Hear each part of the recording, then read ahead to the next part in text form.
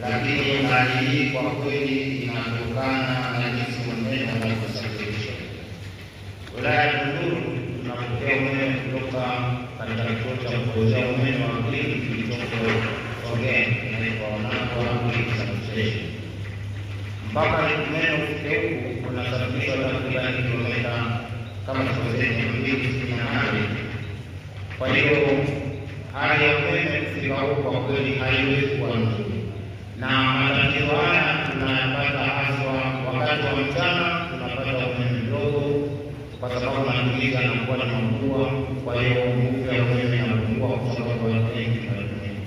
Kwa hiyo mchana watu wana experience lolote, lakini pia wakati wa usiku kama alivyosema mheshimiwa katika saa moja saa mbili, ule wakati wa peak watu wananyang'anyana umeme kwa sababu watu wengi wanatumia. Pia tunaendelea kupata na umeme mdogo, lakini kadri muda unapoenda watu wanapozima wanajua kusafirisha umeme.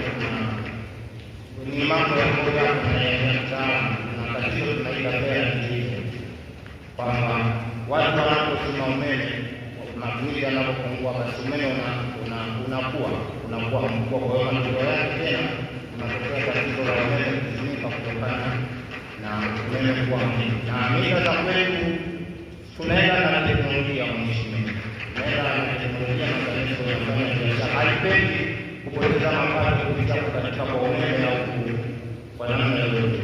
Kwa mila zilizopo zinaruhusu kiwango cha chini cha umeme 130 volts. Chini hapo itakata, na kiwango cha juu ni 450. Juu ya hapo itakata. Nao pia ni kwa usalama wako na mali zao. Japo inakuwa ni kero inakuwa kubwa, lakini hiyo ndio hali. Sasa mwarobaini wa hichi kitu kwa kweli ni kituo ambacho kinajengwa hapo karibu na Tunduru Sekondari. Kile kituo kitakuwa kikubwa na kitasababisha kuwe na laini fupi ambazo kwa uhakika udhibiti wake utakuwa ni rahisi. Itakuwa fupi na kutafuta tatizo litatokea, itakuwa fupi na nyingi, itakuwa na laini kabisa ya ndani, itakuwa na pesa, itakuwa na mwelekeo wa masasi, itakuwa na eneo kurudi nyuma na eneo la kurudi nyuma na hapa mjini. Kwa hiyo itakuwa ni laini fupi ambayo itaweza kusaidia hata kama kuna tatizo, hakutakuwa na matatizo ya kushia kama na sasa hivi.